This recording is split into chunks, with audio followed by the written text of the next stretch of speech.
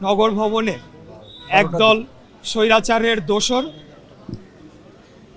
এবং নগর ভবনের দুর্নীতিবাজ কতিপয় কর্মকর্তার নেতৃত্বে বহিরাগত ভাড়াটে সন্ত্রাসীদেরকে নিয়ে আসে এবং তারা আমার নামে স্লোগান দিয়ে তারা যারা এতদিন যাবৎ আন্দোলন করেছে, আন্দোলনের যারা অগ্রভাগে ছিল, যারা আন্দোলনের পরিচিত মুখ বলে আমরা জানি, তাদের উপরে হত্যার উদ্দেশ্যে হামলা করেছে এবং 3 জন এখন মুমূর্ষু অবস্থায় রয়েছে। 8-10 জনকে প্রাথমিক চিকিৎসা দিয়ে ছেড়ে দেওয়া হয়েছে।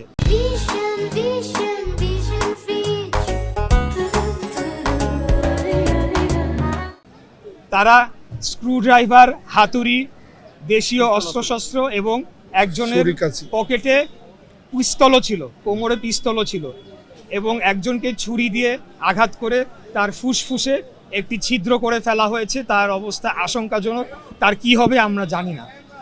এটি করার মধ্য দিয়ে তারা এক ঢিলে 2 পাখি মারতে চেয়েছে।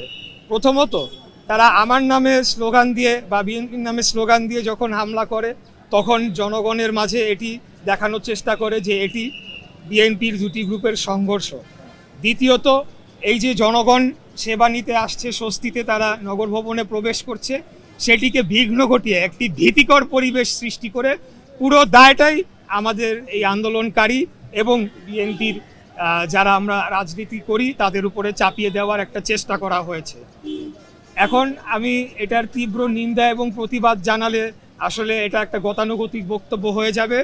আমি বলবো যে দ্রুততম সময়ে এই যে যারা হামলা করেছে তাদের সিসিটিভি ফুটেজ রয়েছে, নগর ভবনের সিসিটিভিতে ধরা পড়েছে, বিভিন্ন গণমাধ্যমের ক্যামেরায় তাদের ছবি এসেছে এবং মোবাইলের ফুটেজও রয়েছে। এগুলোকে পুঙ্খানুপুঙ্খভাবে পর্যালোচনা করে এই হামলাকারীদেরকে দ্রুততম সময়ের মধ্যে গ্রেফতার করতে হবে এবং তাদেরকে আইনের আওতায় এনে তাদেরকে বিচারের মুখোমুখি করে তাদেরকে সর্বোচ্চ শাস্তি নিশ্চিত না করা পর্যন্ত আমরা থামব না।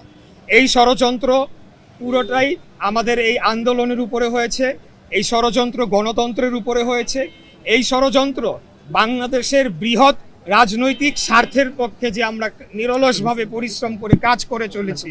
আগামী দিনে একটি সুষ্ঠু সঠিক জাতীয় নির্বাচন অনুষ্ঠানের জন্য আমরা যে আন্দোলনের মধ্য থেকে দাবি তুলেছি, দাবি জানিয়ে আসছি, সেগুলোকে ব্যাঘাত ঘটানোর জন্য এবং সেই গণতন্ত্রের উপরে একটা হুমকি প্রদান করার জন্যেই এই হামলাটি করা হয়েছে।